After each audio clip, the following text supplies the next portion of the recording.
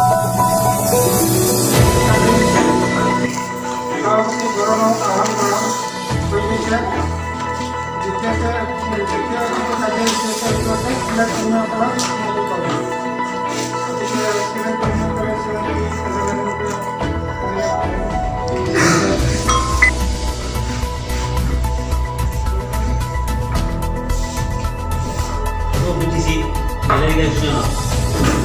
কেন্দ্ৰীয় সভাপতি সুশীল কুমাৰ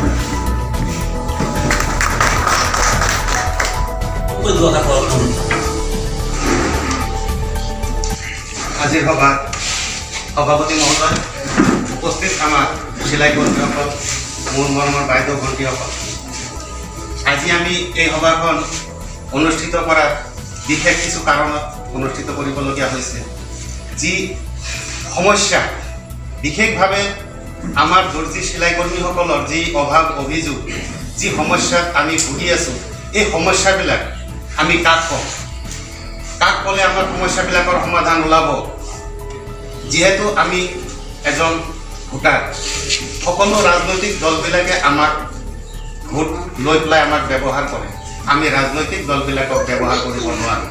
তাৰ কাৰণটো হৈছে আজিৰ দিনলৈকে আমাৰ চিলাই কৰ্মীসকলৰ মাজত কোনো ধৰণৰ সংগঠন হোৱা নাছিলে, যাৰ কাৰণে আমি সকলো ধৰণৰ মানুহখিনিৰ পৰা বঞ্চিত হৈ আহিছোঁ। চৰকাৰী যিবিলাক সা সুবিধা পোৱাৰ ফালৰ পৰা বা আমাৰ দুখ দুৰ্দশাৰ কথা ক'বৰ কাৰণে আমি যিটো প্লেচ পাব লাগিছিল, সেই সুবিধাখিনি আমি কৰি ল'ব পৰা নাই। বা আগন্তুক দিনত এই বিষয়বিলাক যে আমাৰ এটা সমস্যা হৈ থিয় হৈছে, এই সমস্যাবিলাকৰ পৰা কি ধৰণে আমি পৰিত্ৰাণ পাম, তাৰ কাৰণে নিশ্চয় আমাৰ এই সংগঠনৰ এটা প্ৰয়োজন আছে, যি সংগঠনৰ দ্বাৰাই আমাৰ সমস্যা সমাধান কৰাৰ ক্ষেত্ৰত সুবিধাজনক এটা ব্যৱস্থা হ'ব। যাৰ কাৰণে আজি আপোনালোকক বিনম্ৰভাৱে অনুৰোধ কৰি এই সভাখনত অহাৰ কাৰণে মোৰ ফালৰ পৰা আপোনালোকক সকলোকেই আন্তৰিক শুভেচ্ছা জ্ঞাপন কৰি মোৰ এই আজিৰ সভাত যি আপোনালোকৰ সমস্যাৰ বিষয়বিলাক দাঙি ধৰিবলৈ সক্ষম হৈছোঁ, তাৰ কাৰণে আপোনালোকক সকলোকে মই ধন্যবাদ জ্ঞাপন কৰিছোঁ। আজিৰ দিনত চাওক, আপোনালোকে উপলব্ধি কৰিব পাৰিছে নিশ্চয়, কাৰণ যি চিলাই কৰ্মীবিলাকে আমি চিলাই কৰি আমাৰ পৰিয়ালটোক পোহপাল দিব যাওঁ বা আমাৰ পোহপাল দি আহিছোঁ, আজি তাত কি কি ধৰণৰ অসুবিধা হৈছে, আজি কি অসুবিধাৰ কাৰণে আমি সমস্যাত পৰিছোঁ, সেই বিশেষ বস্তুখিনি আজি আলোচনা কৰাৰ এটা সুবিধা পাইছোঁ। আপোনালোকৰ আগত এই কথাখিনি মই দাঙি ধৰিম।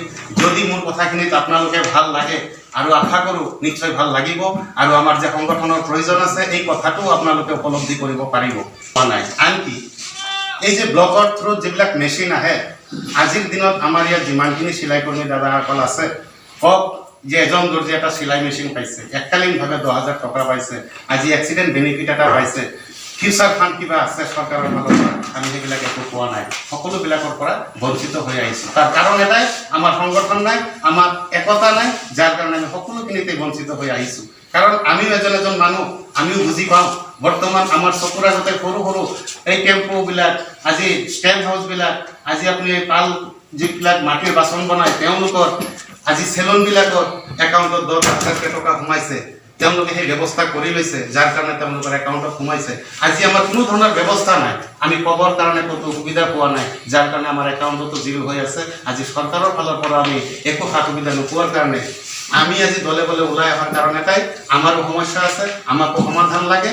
আমি এই সমস্যাৰ বিষয়ে আজি আমাৰ ভৈৰাবাৰীত যিবিলাক বুদ্ধিজীৱী আছে, যিবিলাক ৰাজনৈতিক লিডাৰ আছে, সকলক যাতে আমি এই মেছেজটো দিব পাৰোঁ। বিটিচি চৰকাৰেই নহয়, আমাৰ ৰাজ্য চৰকাৰকো আমি মেছেজটো দিব লাগিব যে বিটিচিতেই এটা সক্ৰিয় দৰ্জীৰ সংগঠন জন্ম হৈছে, যি সংগঠনে আমাৰ বেলেগ ডিমাণ্ড কৰা নাই।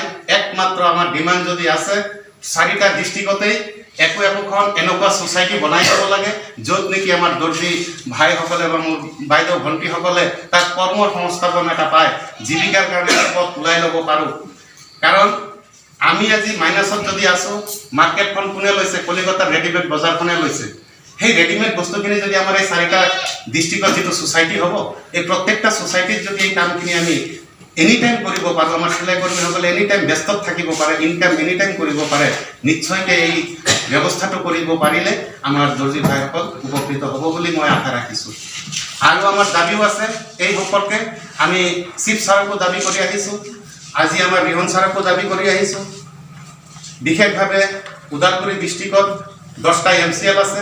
আমি 10টা MCLকে সাক্ষাৎ কৰিছোঁ আৰু আমাৰ সমস্যাৰ বিষয়বিলাক আমি তেওঁলোকক অৱগত কৰিছোঁ। আমাৰ ভৱিষ্যতে যাতে এটা ভাল ব্যৱস্থা চৰকাৰে কৰি দিয়ে, তাৰ কাৰণে আজি আমি চৰকাৰক ডিমাণ্ড কৰিব লাগিব, দাবী কৰিব লাগিব, অন্যথা আমাক কোনো ধৰণৰ সুবিধা তেওঁলোকে কৰি নিদিয়ে।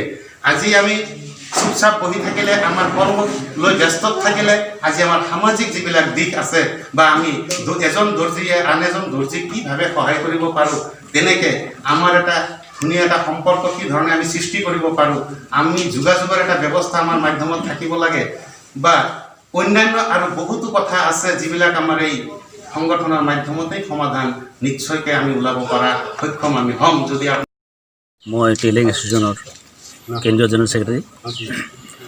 আমাৰ যিবিলাক সমস্যা আমাৰ সভাপতি মহোদয়ে গোটেইখিনি অৱগত কৰাইছে জানে, মই বিশেষকৈ ক'ব নাযাওঁ। মই এইখিনিয়ে কওঁ, আগন্তুক যি আমাৰ পৰিষদ ইলেকশ্যন আছে, আমাৰ চিলাই কৰ্মীসকলৰ প্ৰতি যিবিলাক প্ৰতিনিধিয়ে বা চৰকাৰে চকু দিব, আমি তেওঁলোকে সমৰ্থন জনাম বুলি আজি ঘোষণা কৰিলোঁ। টেইলাৰিং এছ'চিয়েশ্যন জিন্দাবাদ, টেইলাৰিং এছ'চিয়েশ্যন জিন্দাবাদ, টেইলাৰিং এছ'চিয়েশ্যন জিন্দাবাদ। ধন্যবাদ। উপস্থিত আমাৰ ৰিপৰ্টাৰ দাদাসকল সকলোকে নমস্কাৰ জনাইছোঁ। আজি যিসকল দৰ্জীসকল ওলাই আহিছে, তেওঁলোকৰ আৰ্থিক অৱস্থা লকডাউনতো দুৰ্বল। তাৰ আগৰ পৰাই মই জনাত সৰুৰ পৰা ডাঙৰ হৈছোঁ, আমাৰ দৰ্জীসকলৰ মানে কোনো সংগঠন নাই।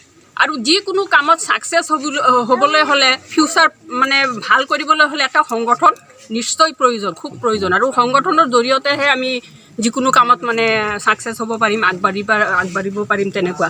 আৰু এই ক্ষেত্ৰত আজিকালি যুগত দেখা যায় আমাৰ ছোৱালী মহিলাসকল টেইলাৰিঙৰ মানে বহুত ট্ৰেইনিং লৈছে, বহুত প্ৰশিক্ষণ পাইছে, তেওঁলোক বহুত আগবাঢ়ি গৈছে, কিন্তু তেওঁলোকৰ যিটো এটা সংস্থাপনৰ ব্যৱস্থা সেইটো কিন্তু নাই। আৰু সেইকাৰণে ট্ৰেইনিং লৈ প্ৰশিক্ষণ লৈও এটা লোন ল'ব নোৱাৰে, মানে নিজৰ ভৰিত নিজে থিয় দিব নোৱাৰে, নিজৰ হাত খৰচখিনি মানে যিবিলাক টকা পইচা খৰচ কৰি তেওঁলোকে কাম শিকিছে সেইখিনি ওলাব নোৱাৰে, নিজৰ পৰিয়ালটো চলাব নোৱাৰে। তেনেকুৱা মানে আৰ্থিক দিশত মানে বেছিকৈ মানে বেয়া অৱস্থা হৈছে মানে আমাৰ মহিলাসকলৰ, কাম জানিও মানে নজনাৰ নিচিনা হৈ আছে। মোৰ মানে এটাই ৰিকুৱেষ্ট, চৰকাৰে এইফালে চকু দিয়ক, আমাৰ মহিলাখিনিয়ে যাতে মানে নিজৰ মানে ঘৰ পৰিয়ালটো মানে ইমান নোৱাৰিলেও মানে যাতে সচলভাৱে চলাই নিব পাৰে, হাজবেণ্ডক হেল্প কৰিব পাৰে, নিজৰ ল'ৰা ছোৱালীক যাতে ভাল এটা ভৱিষ্যত দিব পাৰে, তেনেকুৱা মানে প্লেনিং কিছুমান হাতত লৈ মানে আমি খুব মানে সুখী হ'ম। এইখিনিয়ে মোৰ ক'বলগীয়া, এনেতো বহুতেই আছে। মোৰ নাম শ্ৰী সুশীল দাস। মই সদৌ BTC টেইলৰিং এছ'চিয়েশ্যনৰ সভাপতি, কেন্দ্ৰীয় সমিতিৰ ফালৰ পৰা আপোনালোকক বড়োলেণ্ড নিউজ 24 এই সমূহ চেনেল কৰ্মকৰ্তাসকললৈ আমাৰ অভিনন্দন জ্ঞাপন কৰিছোঁ। আজি আমি এই খৈৰাবাৰী প্ৰাথমিক LP স্কুলত আমি এখন সভাৰ আয়োজন কৰিছোঁ। এই সভাৰ যোগেদি আমি BTC চৰকাৰক কিছু কথা অৱগত কৰাবৰ কাৰণে এই সভাখন আয়োজন কৰা হৈছে। অহা দিনত যিটো ইলেকশ্যন আহি আছে, এই ইলেকশ্যনত ৰাজনৈতিক দলবিলাকে বিশেষভাৱে আমাক ব্যৱহাৰ কৰি আহিছে। আমি ভাবিছোঁ যিসকল ৰাজনৈতিক দলে আমাক ব্যৱহাৰ কৰিছে, তেখেতসকলে আমাৰ কথা, দুখ দৰকাৰ কথাবিলাক জানো তেওঁলোকে অকণমান চিন্তা কৰে আৰু আমাৰ দৰ্জীসকলৰ কাৰণে ভাল এটা ব্যৱস্থা কৰি দিয়াৰ তেওঁলোকে পৰিকল্পনা কৰে। যিহেতু আমি গোটাই BTCটোৰ ভিতৰতেই আজি 5000 চিলাই কৰ্মী আছে, আমি 4টা ডিষ্ট্ৰিক্টৰ ভিতৰতেই একোখন ডাঙৰ ডাঙৰ ছ'চাইটি, য'ত নেকি BTC উন্নতিৰ কাৰণে BTCৰ ডেভেলপমেণ্টটো হ'ব, লগতে আমাৰ চিলাই কৰ্মীসকলৰো কিছু পৰিমাণে হ'লেও আমি সকাহ পাম। জীৱিকা নিৰ্বাহ কৰিবৰ কাৰণে যি পথ, সেই পথ যদি আমাক সুবিধাজনক কৰি দিয়ে, নিশ্চয়কৈ আমি উপকৃত হ'ম। আমি সকলো চিলাই কৰ্মীসকলে আমি এই বিনম্ৰ অনুৰোধ কৰিছোঁ BTC চৰকাৰক, আজিৰ ইলেকশ্যনৰ পিছত যি চৰকাৰেই নাহক কিয়, আমি সকলো চৰকাৰৰ লগতেই আলাপ আলোচনাৰ মাজত আমাৰ সমস্যাবিলাক ৰাখি বা তেওঁলোকৰ আগত ধৰি ৰাখিবৰ কাৰণে আমি আপ্ৰাণ চেষ্টা কৰি যাম। আৰু আমাৰ দৰ্জী ভাইসকলক লৈ ভৱিষ্যতে আমি যাতে এটা সুন্দৰ প্লেটফৰ্ম তৈয়াৰ কৰিব পাৰোঁ, আমাৰ যাতে ভৱিষ্যতবিলাক সুন্দৰভাৱে আমি জীয়াই যাব পাৰোঁ, সকলো ল'ৰা ছোৱালীবিলাক আজি যাতে আমাৰ এই কৰ্মসংস্থাপন পায়, তাৰ এটা ব্যৱস্থা চৰকাৰে কৰি দিব লাগে।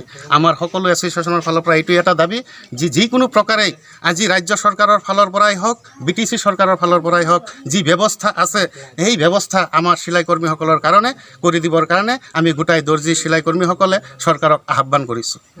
আজি চাওক, লকডাউনৰ মাজত চিলাই কৰ্মীসকল বিশেষভাৱে ক্ষতিগ্ৰস্ত হৈছে। তাৰ কাৰণটো হৈছে দোকান বজাৰ সকলোবিলাক বন্ধ, যাৰ কাৰণে আমাৰ ব্যৱসায় বাণিজ্যিক বন্ধ হৈ আছে। আমাৰ ল'ৰা ছোৱালীখিনিক আমি দুমুঠি ভাতৰ কাৰণে আজি দিন হাজিৰাত কাম যাব লগা হৈছে।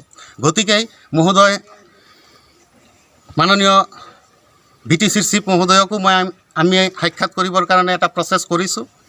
আজিৰ দিনত আমাৰ ৰিহন দৈমাৰী ছাৰকো আমাৰ এটা ডিষ্ট্ৰিক্ট দল গৈ আজি সাক্ষাৎ কৰিছে। অলপ আগতে মোক ফোন কৰিছিলে, কিন্তু মই বিশেষ কথাখিনি জানিব পৰা নাই, যাৰ কাৰণে মই আপোনালোকৰ আগত ৰাখিব পৰা নাই। আমি এটা গোটাই BTCৰ ভিতৰতেই যিটো আমাৰ 5000 কৰ্মী আছে, এই কৰ্মীসকলৰ লিষ্ট এখন আমি সকলো ৰাজনৈতিক দলবিলাকৰ হাতত একোখন কৰি কপি তুলি দিম। আজিৰ দিনত চাওক, প্ৰতিটো ব্লকতে চিলাই মেচিনবিলাক আহে। আজিৰ দিনত এজন দৰ্জী আমাৰ চিলাই চৰকাৰী মেচিন ব্লকৰ পৰা পোৱা নাই। আজি ইমান বছৰেদি আমি দৰ্জীবিলাক তাৰ পৰা বঞ্চিত হৈ আহি আছোঁ। স্কুল ইউনিফৰ্মবিলাক চাওক, দালাল শ্ৰেণীৰ মানুহখিনিয়ে কি কৰিছে, আমাক পেটত লাত মাৰিছে। আজি তেওঁলোকে কোনো অভিজ্ঞতা নহয় বা কোনো দোকান নাই, তেওঁলোকে বৰপেটাৰ পৰা ৰেডিমেড কাপোৰ কিনি আনি স্কুলে সোমাই দিছে, যাৰ কাৰণে আমি দৰ্জীবিলাকো সমস্যাত পৰিছোঁ। যিটো বজাৰ আজি ৰেডিমেডে লৈছে, সেই ৰেডিমেড কাম আমি কৰিছোঁ, আমাৰ মানুহে কৰিছে, কলিকতাত গৈ আমি কাম কৰি আহিছোঁ, আমাৰ অভিজ্ঞতা আছে। যদি তেনেকুৱা ছ'চাইটি ইয়াত কৰি দিয়ে, আমাৰ মানুহখিনি ধুনীয়াকৈ ইয়াত কাম কৰিব পাৰিব। যিটো ৰেডিমেড কলিকতাৰ আজি আমাৰ কাটিং মাষ্টাৰ থাকিব, ডিজাইনাৰ থাকিব, য'ত নেকি আমি এটা মাৰ্কেট কৰিব বিচাৰোঁ। BTCৰ ভিতৰতেই নৰ্থ ইষ্টক লৈ পেলাই আমি এনেকুৱা এটা মাৰ্কেট কৰিব বিচাৰিছোঁ, য'ত নেকি আমাৰ আমাৰ BTADৰে এটা সুনাম কঢ়িয়াই অনাৰ আমি এটা আপ্ৰাণ চেষ্টা কৰি গৈ আছোঁ। লগতে আমাৰ দৰ্জীসকলৰ যি সমস্যা, এই সমস্যাৰ সমাধানো নিশ্চয়কৈ ওলাব। এইখিনি কৈয়েই আজি মই মোৰ ভাষণ সমাপ্ত কৰিছোঁ।